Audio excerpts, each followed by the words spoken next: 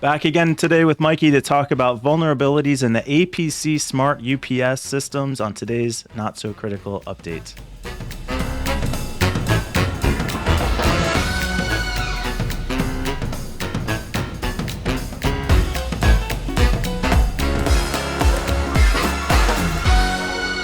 Three new zero-day vulnerabilities discovered with the APC Smart UPS systems. Two of them have to do with the TLS implementation, and the third has to do with tricking the device into accepting malicious firmware as an official update because the firmware is not cryptographically signed. And this seems like a pretty bad one, Mikey. Yes. How worried should I be about this?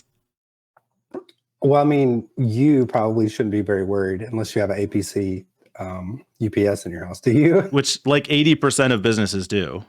Yeah. Have an APC smart backup. Yeah, and UPS. I have a UPS at my house, like that. My network infrastructure and all that is on a battery backup. I probably have like 12 minutes of battery time. It's nothing major, but it helps me. It helps smooth out the electrical signals, protecting the equipment. Yeah, protecting the equipment. If there's like a brownout, a temporary thing, it will pick up that load instantly without the machines turning off for a second and coming back on. That just will ruin your equipment. So that's kind of why I have it. Now, if I did have this APC one, I would certainly be looking for a firmware update from the company. But like, who has updated the firmware on their UPS? Like, that is very rare. And if you're not following these kinds of stories, like, how would you even know to?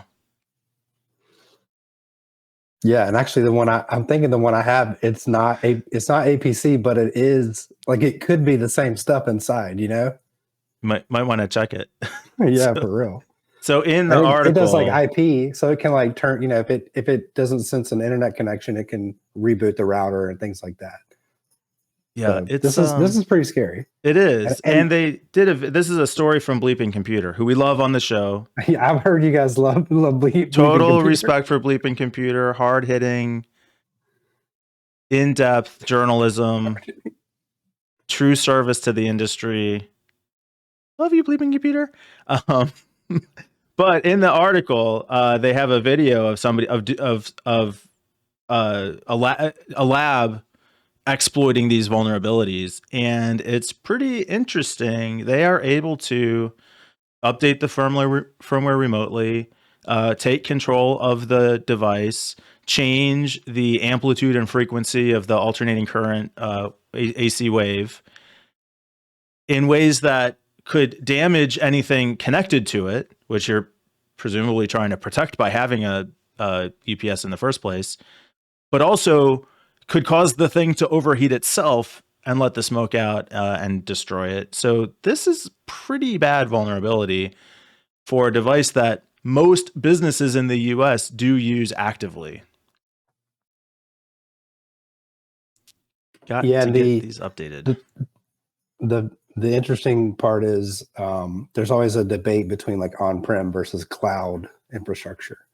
And with the cloud, it typically costs more, but you have less headache, less things to worry about because it's all managed for you. Like, they'll have redundant power supplies, and they would be responsible if they have any of this affected equipment from APC / Schneider Electric. So I also have a master's electrical license. So this is like touching on all the things that I hold dear, and it's a pretty scary vulnerability. And the debate between on-prem versus cloud, like, that will rage on. The cloud is kind of won already, but there's still equipment on premises. Like, there's always going to be networking gear. There's always going to be computers, and a lot of people are using APC, UPSs for just that machine, so it doesn't ruin the machine if there's a brownout or a fluctuation in the hertz of the electrical signal. Yeah, pretty common, I would think, to see, even if you don't have server infrastructure on site, you'd probably have one of these for your networking equipment. You might have one of these for each of the workstations in your office. And updating them is not always trivial. They can be connected to a workstation, but you'd have to go workstation by workstation to update these things manually. I imagine that feels like it could be a real pain in the ass. Yeah, I mean, I guess you don't have to worry about the ones not connected to the network. I guess. Yeah, okay, because then somebody versions. couldn't be issuing the commands. Okay, all right. So a little bit of safety there. If you don't have it network connected, you We aren't call going to that be an air attacked. gap. Air gapped. Yeah, yeah. I like it. I like it. But if it is connected, big vulnerability here. Definitely make sure you get your systems patched. At the end of the article, they give some tips, mitigation recommendations, install patches from Schneider Electric, as Mikey mentioned, is the parent company of APC. Change the default password, which is the default password is APC. Don't use that password. Change it. And then deploy access control lists with a control who's able to access these devices if they are internet connected or network connected within your business. All But things that people rarely do, and definitely rarely do on a UPS on a system. UPS, I know it's a battery. Why would I Like, have to do that? That's funny. Like the home lab I'm setting up, I actually did do an ACL, and it's proxied through Cloudflare. And the only IPs allowed to get to the system are Cloudflare's IPs, which conveniently they list in a text file that you can just copy paste, and then local namespaces. So, like,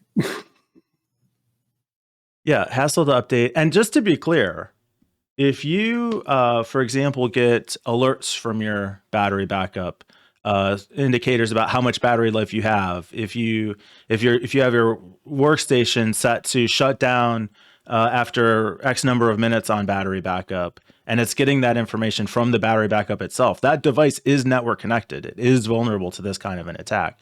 You do have to take these steps to secure that.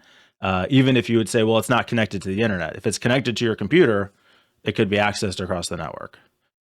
So take these steps to protect yourself for sure. This is a pretty bad one, I think. I'm not generally super reactive about vulnerabilities, but we're talking about like physical damage to the device, potentially to your home or office.